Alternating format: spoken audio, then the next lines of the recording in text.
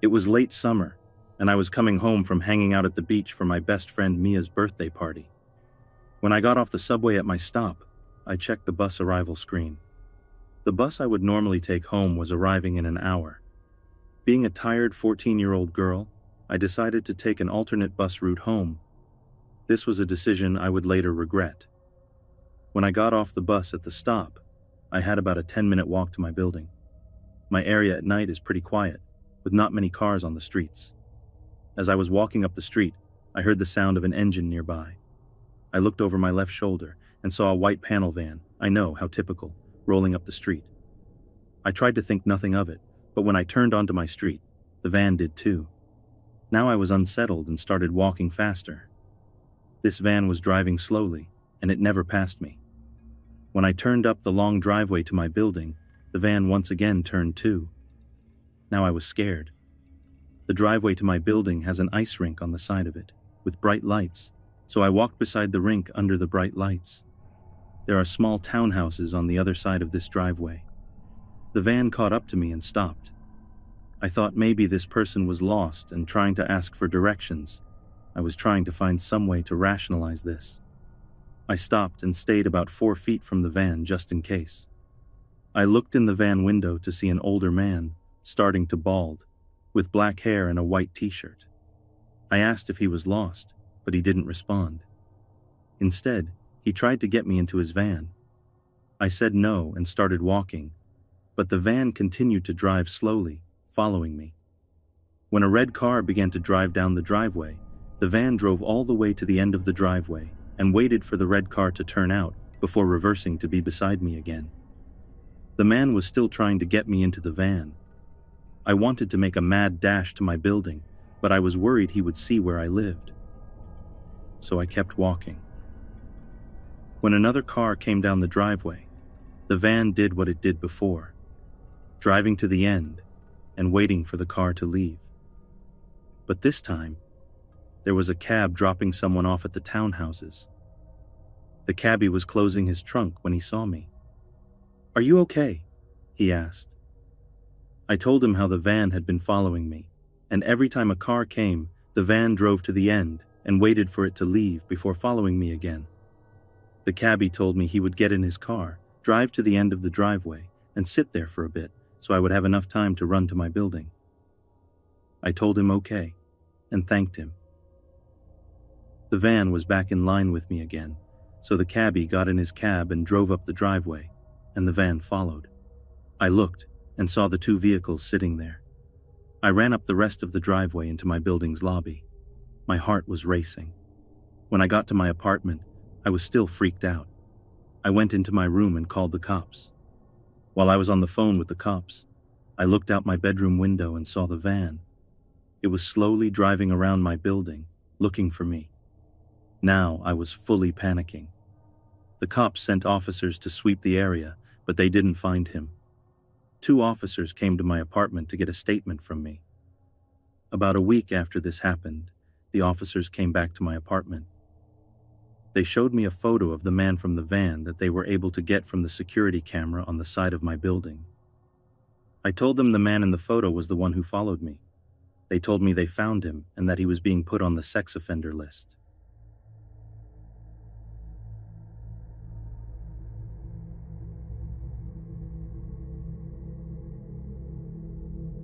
I'm 5'7", 113 pounds, and I was 16 at the time of this encounter.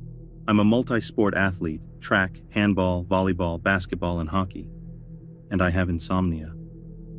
This all happened around 2 a.m. on August 10th, 2019. I had been over at my best friend's place because she had just returned home from a vacation and had birthday presents for me.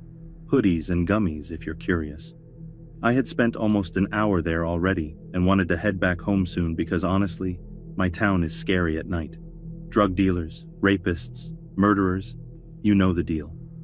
So I waved goodbye to my best friend and started walking down her street. I guess a party had just let out because behind me, at the end of the road, about 20 or 30 yards from where I was standing, there were a couple of men walking across the crosswalk. They were both pretty tall. I'm guessing between 5'11" and 6'3".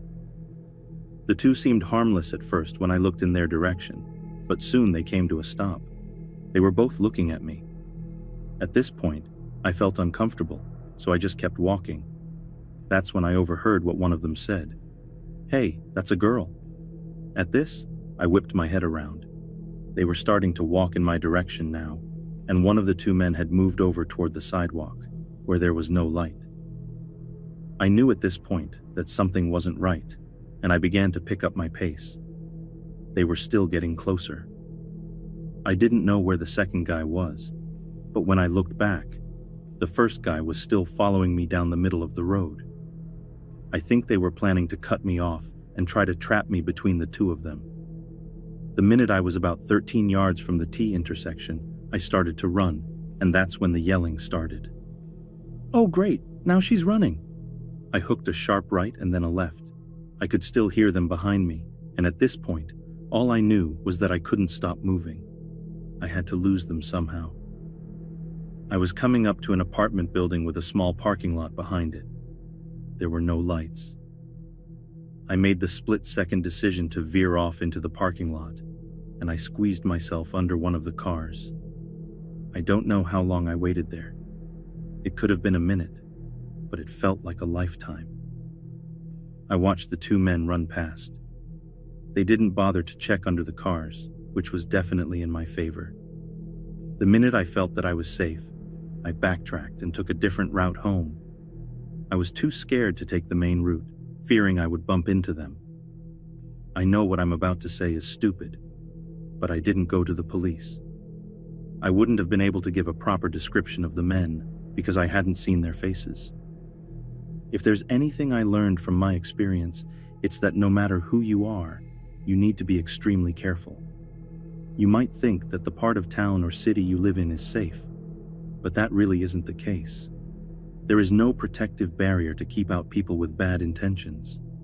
Please, whatever you do, watch your surroundings as if your life depends on it. If I had been listening to my music and not paying attention, I hate to think what could have happened to me. I hope no one else has to experience the fear that I did. It was almost like prey being chased by predators.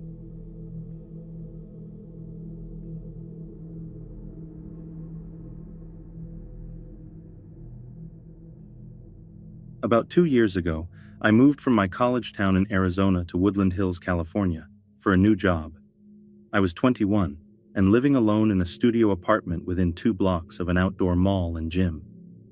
The apartments were older, built in the mid-70s, but well-maintained with a fence, cameras around the entire complex, and gated entrances. It was a fairly nice area, mostly young professionals and families, and it felt pretty safe. However, after this incident, I refused to walk to my apartment complex alone after dark. One night, I decided to take a walk after my workout. It was barely nightfall and still fairly warm. I grabbed my water bottle and started walking past the gym in the opposite direction of my apartment. I walked for a little while, turned around, and started heading back home. That's when I noticed a white Escalade with completely blacked out windows that had passed me earlier pass by again.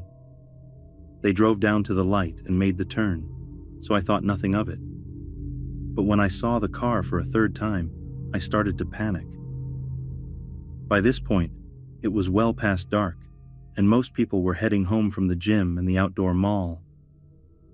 I was still a few blocks from the gym, and the car kept driving past, slowing down, and speeding back up if they saw anyone around. I cut through a parking lot to try to get to the closest open store, a McDonald's. Before I knew it, the Escalade was back and in the parking lot, between me and the McDonald's. The car started slowly circling the parking lot, and the windows rolled down part way to reveal 3 men in their 30s or 40s just staring at me. At that point, I was frozen and decided to stand under a light by a closed store while frantically trying to call my friend from the apartment complex to come get me, my mom, friends from other states, anyone, so I wasn't alone. The Escalade kept circling, slowing down to barely an idle every time they passed me. I saw the door of McDonald's open, and a younger guy came out, clearly done with his shift, and headed to his car. I started yelling for him to wait, telling him I needed help. and I took off running towards him. The Escalade sped out of the parking lot, back to the nearest light, and turned again.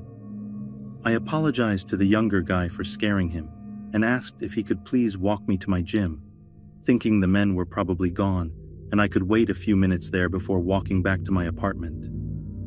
We got to the gym, and he made sure I felt safe there before heading back to his car. I waited for 10 minutes, still trying to reach my friend who lived in my complex so he could come get me. I wasn't able to get a reply from him, so I called one of my girlfriends from back home to talk to and started walking the rest of the way home. I got past the main intersection before the car turned down my road and started following me again. My heart sank, and I had a horrible feeling that if I didn't get inside the gate before they got to me, I'd never be seen again. I broke into a sprint and screamed into my phone that I was being followed and told my friend not to hang up. The gate had just started to close behind another resident's car, and I barreled through it, sprinting the full way back to my apartment and locking the door. About 3 hours later, I went to take my dog out before bed, and out of curiosity, or sheer stupidity, I walked back towards the gate I had run through, still safe within the fence. I saw the Escalade parked on the other side of the road, waiting just outside the camera's field of view. I calmly turned and walked my dog on the interior of the apartment complex, out of their sight.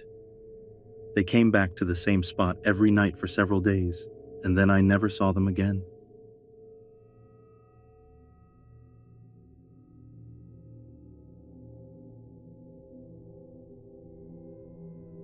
I live in a farming area with lots of fields and woodlands, so it's not hard to find places to walk my dogs off their leashes. About 2 years ago, one evening, I completely forgot to walk them. It was around 8:30 p.m., and it was the October half-term, so it was already dark.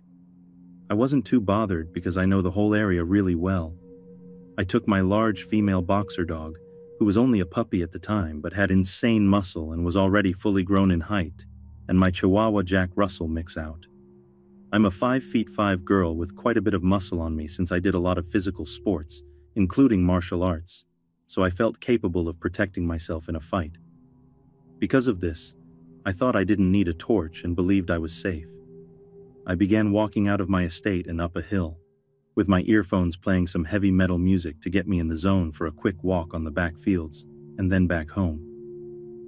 When I reached the top of the hill, which led to another housing estate bordering the fields, I noticed there was no traffic at all, no movement. By this point, it was almost 9 p.m., and there was nobody to be seen, which I thought was unusual because it's a well-populated area. Despite this, I carried on walking, with my little crossbreed biting at the leash with excitement, and my boxer trying to attack my shadow. Once we reached the fields, it was almost pitch black. There were no lampposts, and the only light was from the houses that faced the field. I took my boxer off her leash, and as boxers do, she bounded off into the tall grass like a child, while my little mutt followed at my heels, nipping at my jeans to remind me he was still there. After about 5 minutes, my eyes had adjusted to the darkness, and I could see my boxer had stopped a meter ahead of me, staring at something.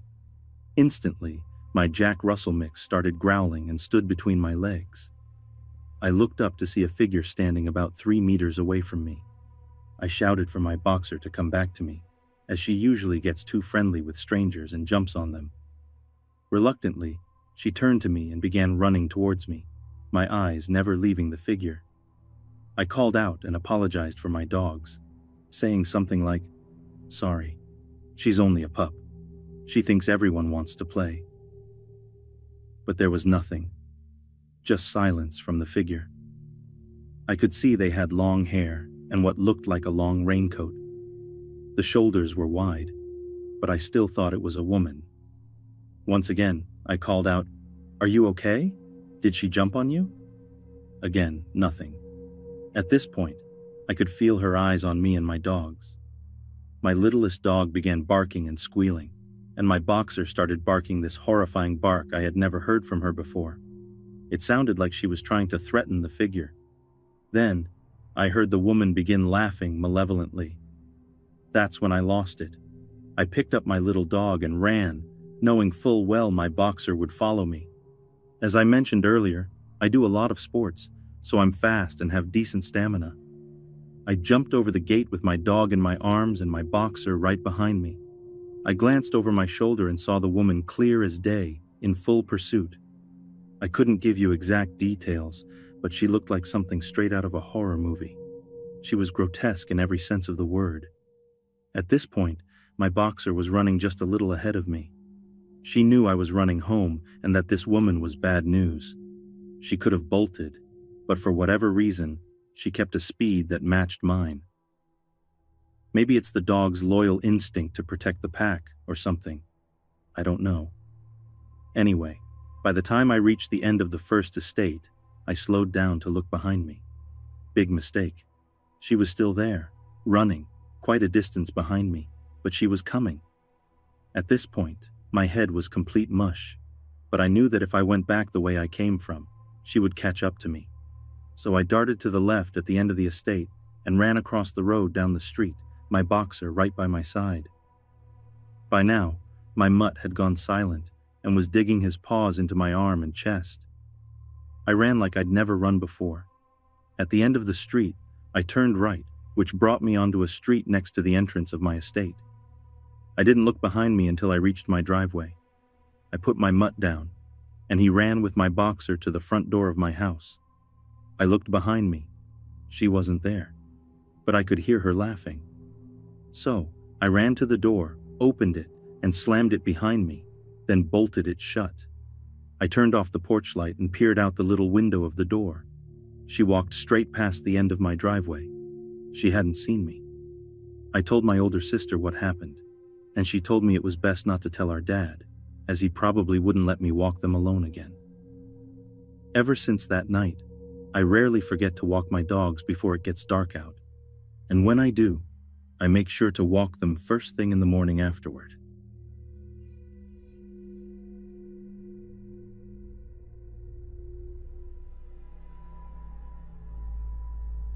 This happened back in early 2015. I was a 19-year-old guy living in a rather rough area of Portland, Oregon. Although there were occasionally some belligerent homeless people and drug addicts, violent muggings were very rare, and most of the city felt very safe, even at night. One of my best friends turned 21, and we decided to go bar hopping and then clubbing. I was in a group of about a dozen people, 3 of whom were my roommates. Unfortunately for me, I was the only one in my group who was either under the legal drinking age or didn't have a fake ID. This meant I was unable to enter the bar.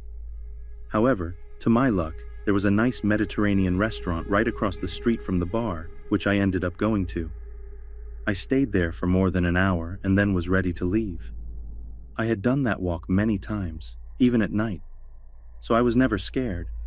Until this night, of course.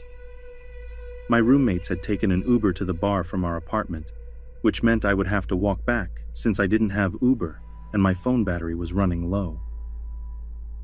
The distance back to my apartment was about 3 miles. It was already close to midnight, and I would be reaching my apartment around 1 a.m. I decided to walk the distance anyway, thinking it would be good exercise since I hadn't been to the gym lately. I began my walk and passed by lots of drunks. Even though some of them shouted things at me, I never felt unsafe or threatened, so I was okay. However, the last mile to my apartment was through a darkly lit park that could be scary at night, not because of crime, but because there was only one streetlight along that stretch of road. I reached this somewhat creepy area around 12:30 a.m. As I descended down the dark and narrow street, I noticed a black Chevy Silverado speed past me and then slow down after it had passed. The truck almost came to a stop, but then decided to drive ahead.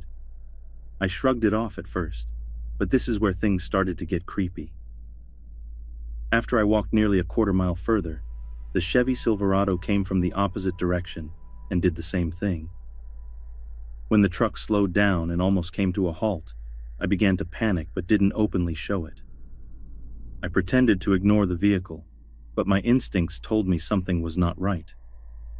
The truck then started to proceed, but this time, I couldn't keep calm. I was now in the middle of a dark and isolated park with no streetlights, and there likely wouldn't be a single person in sight. After walking about 500 feet more, I looked in horror as the same pickup truck came flying toward me and suddenly braked about 100 feet behind me.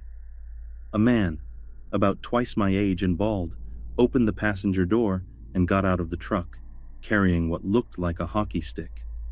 I looked back and locked eyes with him. He gave me the most haunting and sinister look I've ever seen from a real person. He began to yell, "Get the fuck out of my sight or I'll fuck you up, mud slime."